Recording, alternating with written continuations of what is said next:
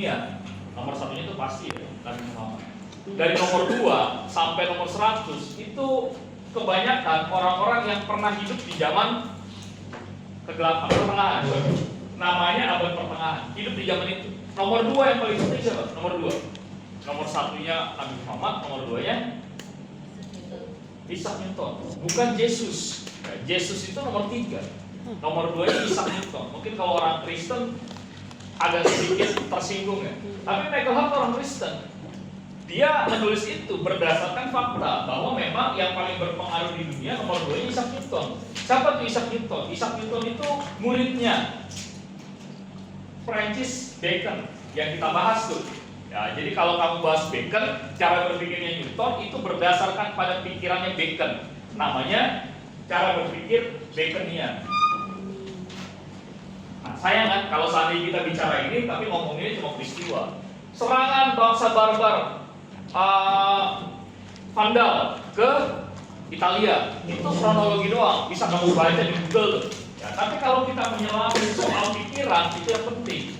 Nah, ada konteks yang perlu dipahami, gelap ke cerah. Gelap dalam konteks waktu itu artinya seluruh pikiran kita ditutup oleh gagasan teosentris. Setiap orang tidak boleh lagi berpikir. Kenapa? Karena pilihannya cuma 2. Berpikir itu akan melahirkan dosa. Maka patuh terhadap dogma menjadi pahala. Teosentris itu di zaman gelap. Apakah hubungannya cuma agama? Iya memang, waktu itu hubungannya cuma agama aja. Agama menjadi penutup ya atas kebebasan orang-orang Romawi Barat. Sehingga agama dianggap penghambat. Jadi agama itu dianggap penghambat. Tapi agama yang dimaksud waktu itu Katolik. Katolik dianggap menghambat cara berpikir. Kenapa? Karena agama mengambil otoritas pikiran sehingga orang tidak boleh lagi berpikir, orang dipaksa ikut. Namanya teosentris, berdasarkan dogma. Nah, dari sini ada orang-orang yang melakukan upaya menyerang, tapi bukan lewat fisik, tapi lewat cara berpikir. Ya, dimulai dengan ini sebelum ini ya, dimulai dengan misalnya mengkritisi dogma gereja tentang pusat tata surya yang disebut geosentris. Namanya Copernicus bikin teori, namanya teori heliosentris. Tapi Copernicus itu dianggap sesat. Dan wajar waktu itu dianggap sesat karena Copernicus tidak menggunakan metodologi. Yang dia gambarkan hanya sebatas spekulasi. Bumi itu tidak mungkin menjadi pusat tata surya karena bumi ya waktu itu diasumsikan sebagai benda langit yang mengitari benda lain. Jadi spekulasi. Nah, baru kemudian di sini nih spekulasi-spekulasi tadi dibuktikan gitu ya lewat metodologi. Jadi kalau kita tanya gelap sama pencerahan bedanya di mana? Kalau di sini semuanya berdasarkan dogma, kalau di sini berdasarkan metodologi semua, berdasarkan ilmu pengetahuan.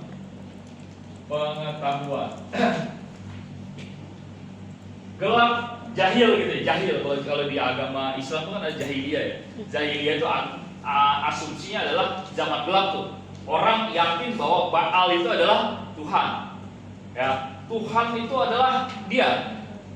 Itu logika sempit tuh namanya, jahil tuh. Jadi orang berpikir spekulatif bahwa ada benda yang bisa disembah, namanya itu. Kemudian baru tuh muncul Nabi Muhammad, diberikan logika, diberikan pengetahuan. Bumi ini besar, di atas bumi masih ada langit. Apa mungkin Tuhan itu hanya sebesar patung? Itu logika tuh. Masa Tuhan sebesar patung? Kan nggak mungkin. Pasti dia tidak mungkin sama dengan yang diciptakan. Nah, jadi itu asumsi yang kemudian muncul. Asumsi tadi dibuktikan. Nah, itulah yang membedakan antara gelap dengan pencerahan. Di sini nanti muncullah orang-orang yang mencoba merajut gimana caranya merangkai metodologi supaya apa yang dikuasai oleh orang-orang gereja itu salah. Gitu ya. Jadi mereka itu mulai merajut tuh gimana metodologinya. Nah, metodologi itu terakhir. Ya, dimulai dengan kritik dulu. Jadi mereka mulai mengkritisi yang pertama tuh, dikritisi tuh. Yesus kok bentuknya orang? Jangan-jangan Yesus sama manusia itu sama. Mulailah kritis lewat seni, dikritik. Semua yang digambarkan tentang ketuhanan kita ganti, nilainya sama dengan humanisme. Da Vinci bikin Mona Lisa, Da Vinci bikin Last Supper, Michelangelo bikin David. David itu Daud ya, nabi ya. Kemudian Michelangelo bikin Pieta. Pieta itu Bunda Maria gitu ya, yang gendong Isa Al-Masih. Ngegambarin bahwa Tuhan sama manusia itu sama. Tadi pertanyaan bagus di kelas sosial, pertanyaan ini, kenapa Michelangelo itu selalu bikin karya dan karyanya vulgar? Vulgar itu nggak pakai baju gitu, telanjang ya. Dijawab sama kelompok yang maju. Jawabannya perangsang saya. Jawabannya itu adalah karena menunjukkan kesempurnaan manusia. Itu perspektif yang salah. Jadi Michelangelo itu sedang ingin masuk ke dalam pikiran Tuhan. Paham gak? Jadi Michelangelo itu ibaratnya Tuhan gitu. Saya tuh bikin ini, ya itu hasil dari penjelmaan saya sebagai Tuhan. Dia tuh pengen gambarin kalau Tuhan bikin, ya begini jadinya. Jadi bukan manusia yang dilihat, tapi cara berpikir Tuhannya. Nah, waktu itu terlarang tuh. Itu bagian dari pemikiran yang melampaui batas. Betul ya? Karena itu cara berpikir liberal. Liberalisme itu kan berangkat dari kebebasan untuk tidak ada batas. Jadi orang boleh berprasangka bahwa dia adalah orang yang demikian. Di Islam ada itu dulu, namanya Syekh Siti Jenar. Pernah dengar? Nggak pernah dengar? Kalau Wali Songo pernah dengar? Wali Songo? Wali Songo pernah ya? Syekh Siti Jenar nggak pernah dengar ya? Syekh Siti Jenar itu kalau di film-film tuh musuhnya Wali Songo. Syekh Siti Jenar itu punya ajaran, namanya itu wujudul. Jadi dia mewujudkan ini sebagai Tuhan. Lupa saya nama bahasa Arab. Syekh Siti Jenar itu dianggap sesat karena dia bikin statement, saya adalah Tuhan. Statementnya dia gitu. Nah, di Islam, Syekh Siti Jenar. Kalau kamu baca bukunya tuh saya adalah Tuhan. Kemudian dihukum mati. Padahal Syekh Siti Jenar itu sedang memberikan sebuah asumsi, ya, sedang memberikan asumsi. Semua manusia itu Tuhan, kata dia begitu. Kenapa? Karena manusia itu lahir atas cahaya Tuhan. Maka manusia itu sama dengan Tuhan. Bukan manusia sama dengan Tuhan, maksudnya manusia itu adalah Tuhan, bukan. Tapi manusia itu adalah cahayanya Tuhan. Nah, masalahnya dia hidup di zaman orang-orang belum berpendidikan, sehingga cara dia berpikir itu dianggap sebagai kesesatan. Kadang orang itu menjadi hebat kalau ada di tempat yang tepat. Anjing itu menjadi binatang yang tidak berguna kalau dia tinggal di laut. Ngapain dia di laut? Pusing ya kan? Ikan nggak penting hidupnya kalau dia tinggal di darat.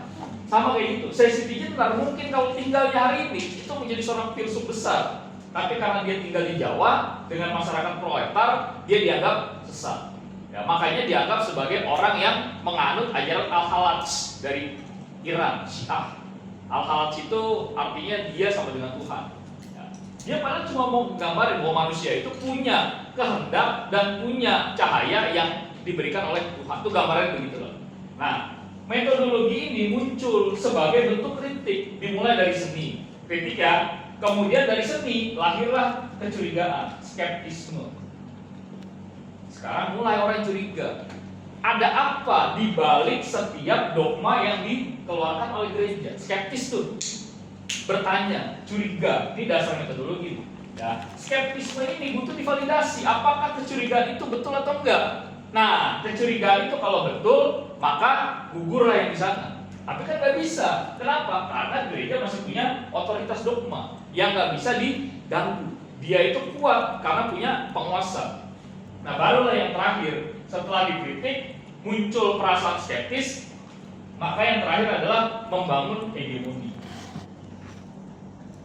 Membangun hegemoni itu membangun pengaruh. Pengaruhnya lewat mana? Nggak mungkin lewat senjata, tapi lewat hasil karya.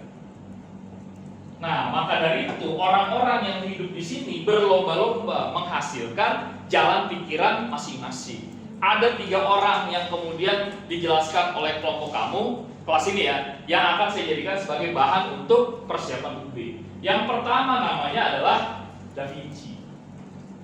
Nah, Da Vinci. Leonardo da Vinci.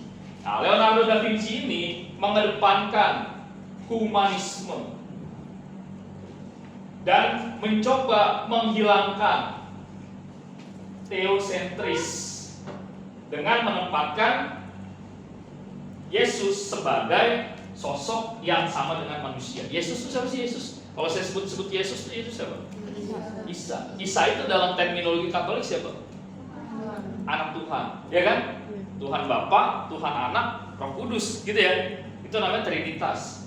Ada Tuhan yang paling atas namanya Bapa, ada Roh Kudus yang sebelah kanan, ada Yesus yang di sebelah kiri. Nah, dalam Trinitas tiga-tiganya itu Tuhan. Ini Tuhan namanya. Yesus Tuhan sedang menjelma menjadi manusia, namanya Yesus. Ya, Tuhan menjelma menjadi Roh Kudus, Roh Suci, yaitu sama dengan Yesus, sama dengan Bapa. Bingung saya ngejelasinnya. Yang paling atas itu namanya Bapa, Tuhan Bapa ya. Itu Tuhan Bapa itu yang paling atas lah. Gitu. Tiga-tiganya sama, tokoh yang sama. Yesus, Roh Kudus, Bapa itu sama semua. Tiga-tiganya Tuhan. Tapi dalam konsep Trinitas itu masing-masing punya peran. Ya, ada Yesus yang sama dengan Bapa, Bapa sama dengan Roh Kudus sama dengan Yesus. Gimana nggak jelasinnya? Ya pokoknya tiga lah gitu ya, Trinitas gitu ya, Trinitas gitu. Jadi ada tiga kekuatan yang kemudian dibagi-bagi atas tugasnya. Kalau kamu nonton perdebatan Islam sama Kristen itu seru juga. Misalnya ada pertanyaan, ngapain Tuhan Bapa capek-capek jadi Yesus? Ya kan? Tuhan Bapa kan Tuhan udah. Ngapain juga dia harus disiksa untuk menghapuskan dosa umatnya? Nah itu. Jadi itu tiga-tiganya orang yang sama bukan sekeluarga.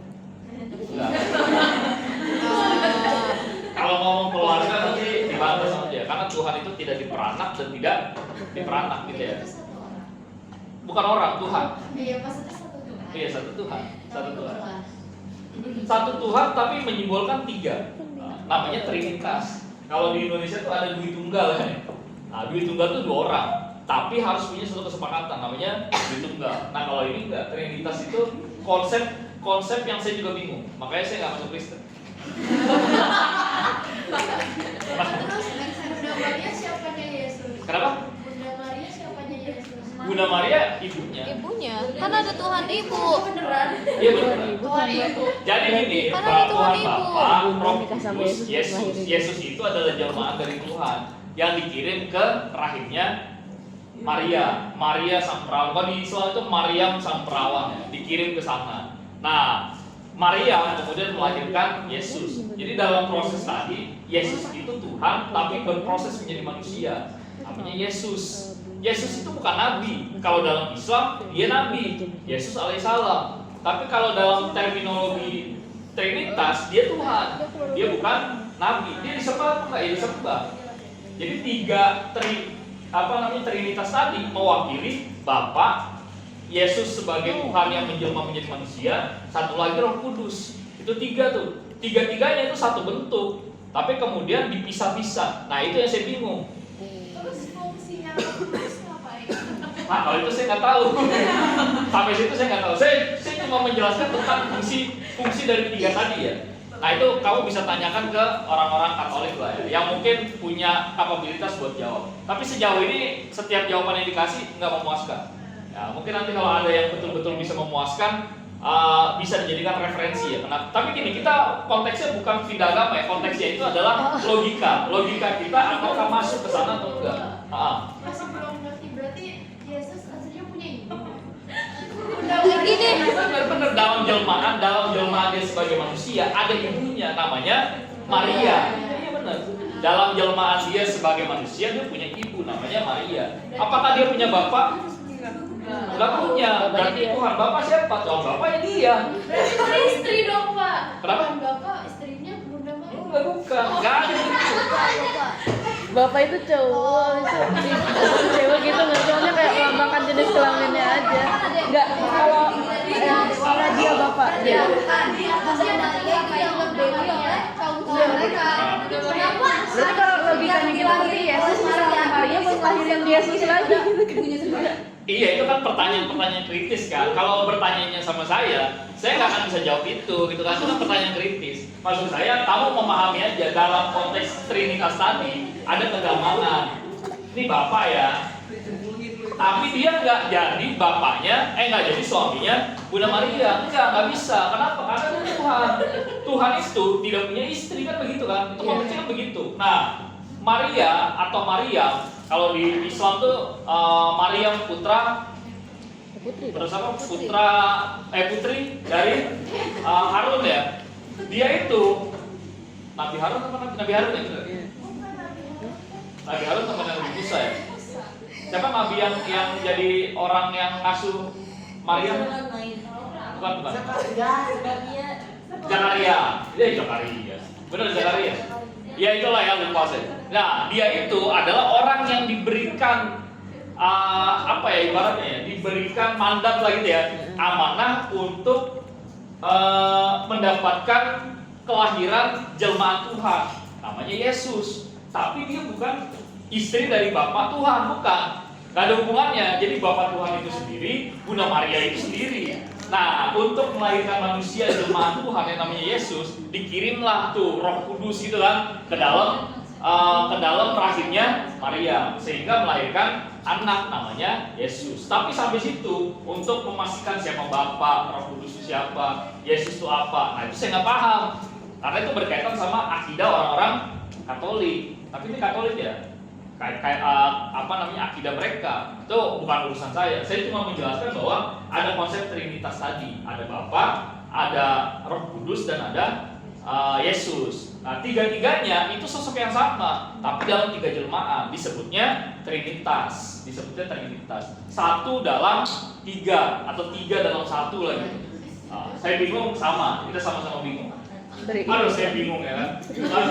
Ini ya humanisme ya. Nah, tadi karena Yesus itu adalah orang yang lahir dari rahim manusia, maka Da Vinci kemudian punya gambaran.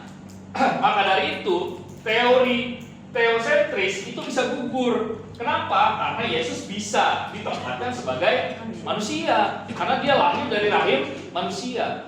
Itu gambarnya begitu. Nah, soal poli-poli atau kesucian-kesucian yang muncul itu bisa dihapuskan, karena karakteristik manusia bisa digambarkan di dalam wajah Yesus sebagai jelmaan manusia. Jadi dia nggak gambarin Tuhan, dia gambarin Yesusnya dalam jelmaan manusia. Makanya karyanya kemudian digambarkan dengan hal-hal yang cenderung punya gambaran tentang anti dia terhadap gereja, yaitu tidak menempatkan Yesus sebagai orang paling suci, tapi menempatkan dia selayaknya orang-orang kebanyakan. Makanya kan dia fokusnya adalah menempatkan Yesus dengan teman-temannya duduk bersama, tingginya sama, gitu kan? Kemudian di dalam meja yang sama, misalnya contohnya begitu ya. Atau Michelangelo itu banyak bikin karya, itu diminta sama gereja. Waktu itu pausnya namanya Paus Julius II. Ya, banyak diminta sama Paus Julius II. Bahkan Paus Julius II itu nggak pernah koreksi gambar dari Michelangelo. Michelangelo tuh pernah bikin gambar tuh The Exodus Adam kalau nggak salah. Adam apa gitu ya? Nabi Adam yang dipegang sama Tuhan. Jadi Tuhan kemudian menciptakan Nabi Adam. Penciptaan apa ya bahasa Inggris ya? Creation ya. Dia menciptakan Adam. Telunjuk Adam sama telunjuk Tuhan itu digambarkan manusia, sama ya? Tapi beda, dia tinggalnya di langit. Nah, dia pegang telunjuk sama telunjuk. Adamnya itu nggak pakai apa-apa.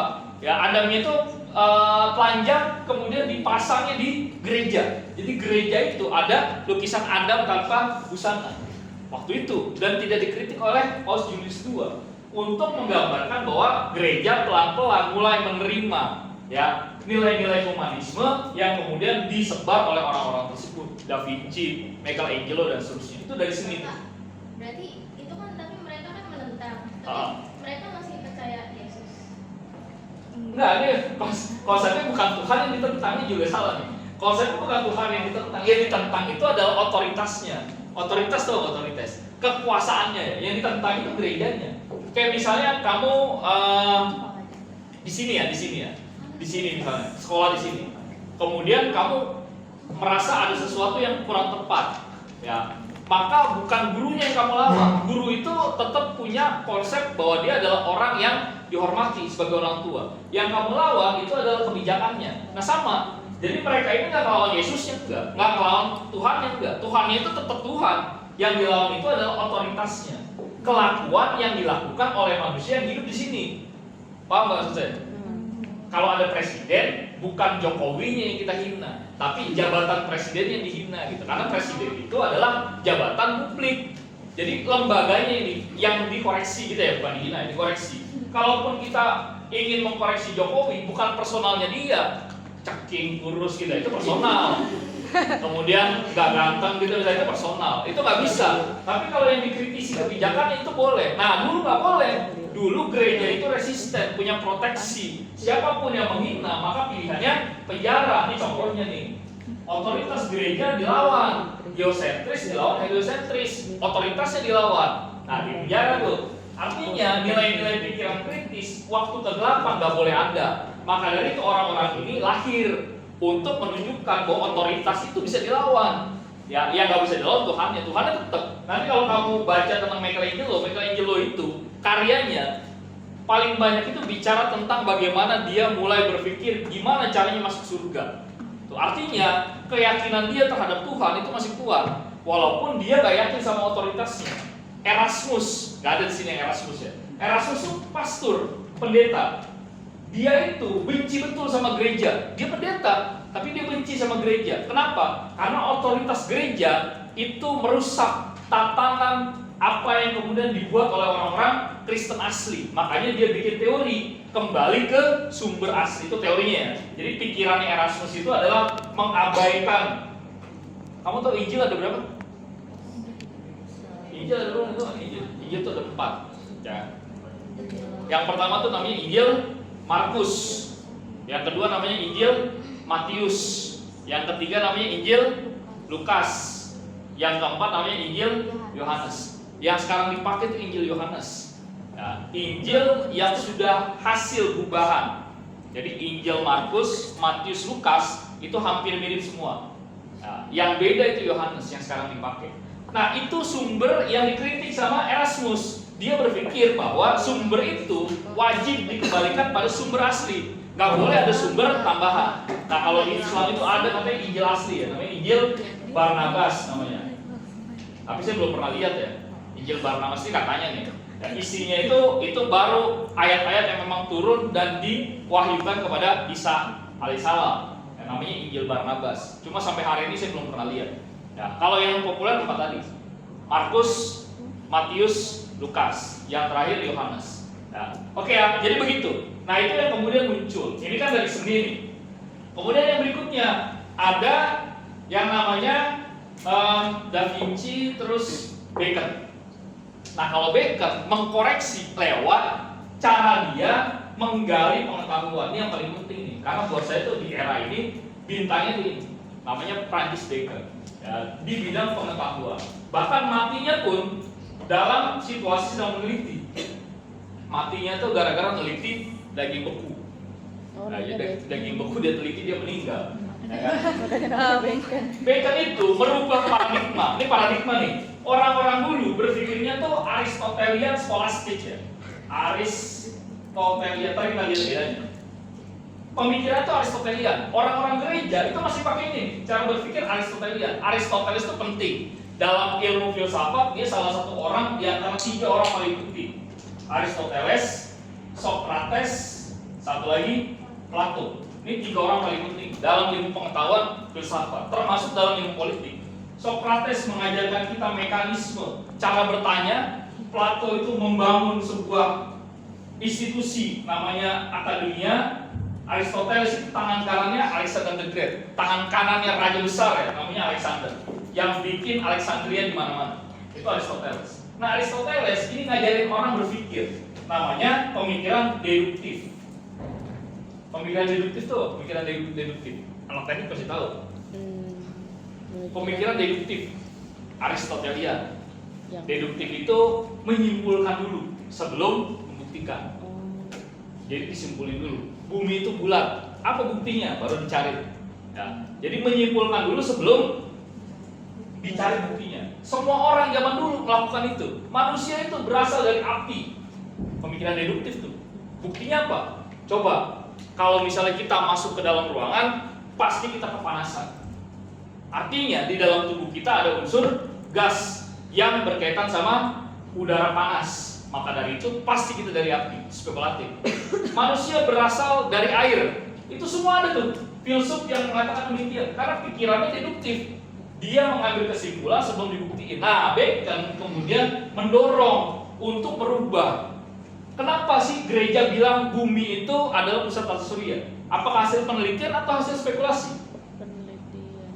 Nggak mungkin penelitian, pasti spekulasi. Dia ngelihat di atas langit ada benda yang kalau pagi kelihatan, malam nggak kelihatan. Dia mulai berpikir bahwa benda itu mengitari bumi. Kalau benda itu malam ada, pagi nggak ada, berarti kita sedang diputari.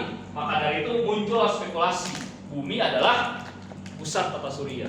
Gitu kan? Nah, itu cara berpikir Aristotelian. Nggak apa-apa. Waktu itu memang hal itu perlu. Nah, Bacon kemudian merubah cara berpikir. Apa yang dipikirin sama gereja semua itu salah. Karena cuma mikirin soal mata dan akal. Padahal ada yang paling penting, yaitu uji coba, yang disebut sebagai empirisme. Makanya Bacon ngajarin tentang empiris. Nggak mungkin kita menyimpulkan sesuatu tanpa pembuktian. Buktiin dulu baru kesimpulan muncul. Nah, Bacon mengajarkan cara berpikir yang berlawanan, namanya induksi. Wah, ini nggak bisa dihapus, di atas ya. Cara berpikir induksi, induktif. Buktiin dulu baru muncul kesimpulannya. Orang IPA nih. Kalau teknik, orang kesehatan ya, pasti dia bikin percobaan dulu, baru kemudian mengambil kesimpulan. Nah, kalau dulu enggak, dia bikin hipotesa dulu, baru kemudian dibuktiin, dibalik. Nah, kalau sekarang enggak, hampir semuanya sekarang enggak. Semuanya pakai metode Baconian. Makanya Bacon itu adalah gurunya Isaac Newton. Ya, soal cara berpikir induktif. Pembuktian adalah hasil cerminan atas kesimpulan yang nanti akan didapat, gitu ya. Nah, inilah cara berpikir yang kemudian muncul, empirisme, baru diimplementasiin oleh orang-orang setelahnya. Contohnya adalah Galileo. Dia itu mencoba mengambil hipotesa Copernicus bahwa pusat tata surya adalah matahari, tapi dengan menggunakan metodologi Baconian. Dia bikin teropong untuk memastikan bahwa memang di atas sana bumi itu yang muter. Ternyata teorinya dia betul. Semua yang disebut oleh Aristoteles tentang astronomi salah. Ya, Aristoteles semua bahwa di atas langit semua benda langit pasti berbentuk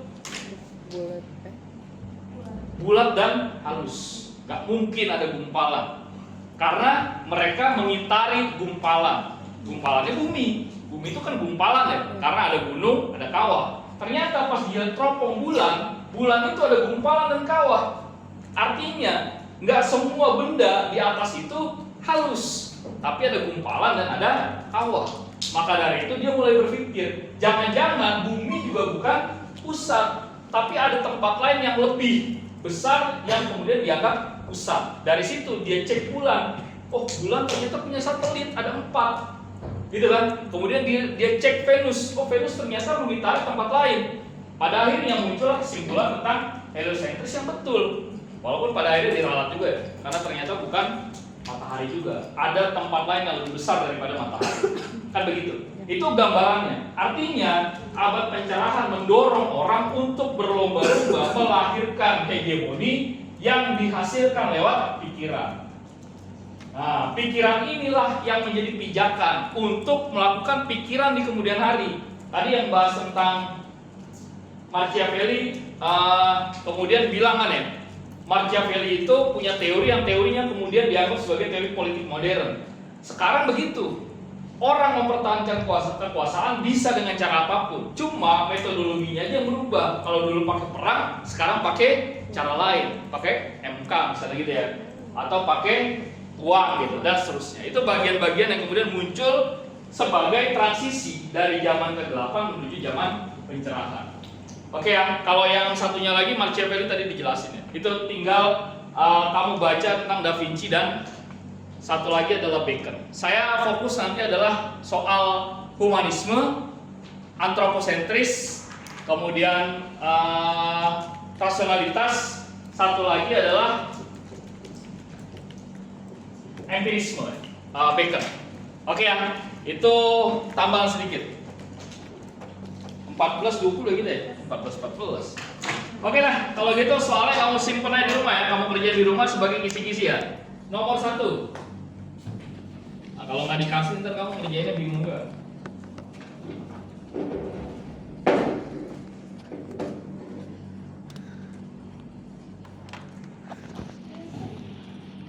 Udah? Diketik boleh ya, dicatat di pokok. Nomor 1, jelaskan